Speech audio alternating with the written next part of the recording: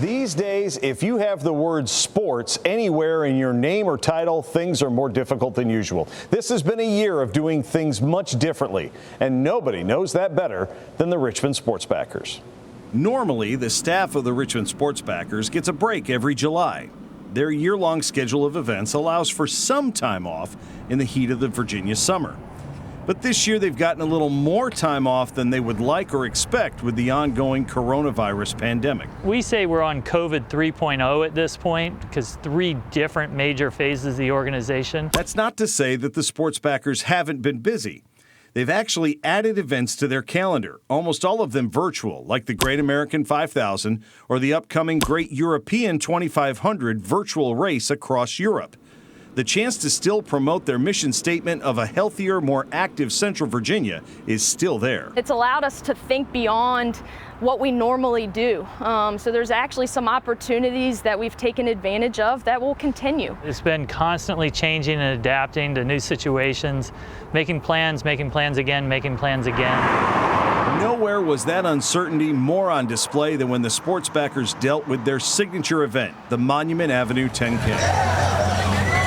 Thousands of runners have made that race a personal fitness goal.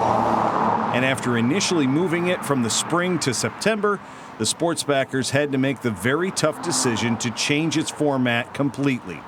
20,000 runners on Monument Ave at the same time just does not work during COVID-19. It's a decision that we know is not as good as the race we would have been able to put on, but it's also what we can do safely. It's also a way that will continue to inspire the community to move. When you're used to producing in-person events that are some of the best running events produced in the United States, it's hard to say, no, we now are going to do that in this socially distant way at these different parks. And you know the experience isn't anywhere near what you used to do.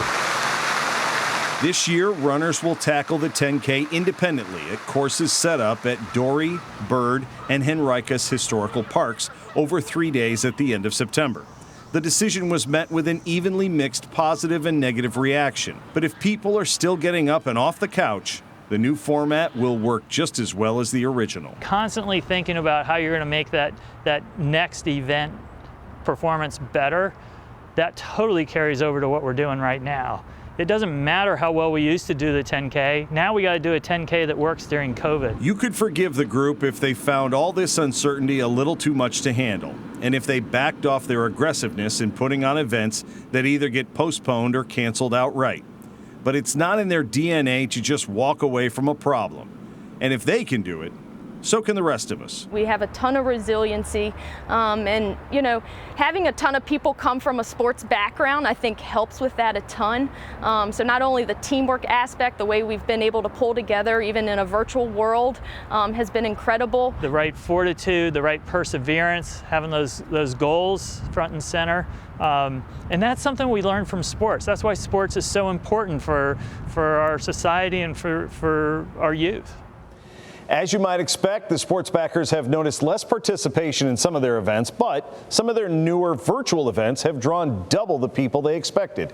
Information on this year's Marathon and Monument 10K, which are both taking place under new formats, are available on their website at sportsbackers.org. And if you'd like to nominate someone to be profiled, email us at beyondtheroster@WTVR.com.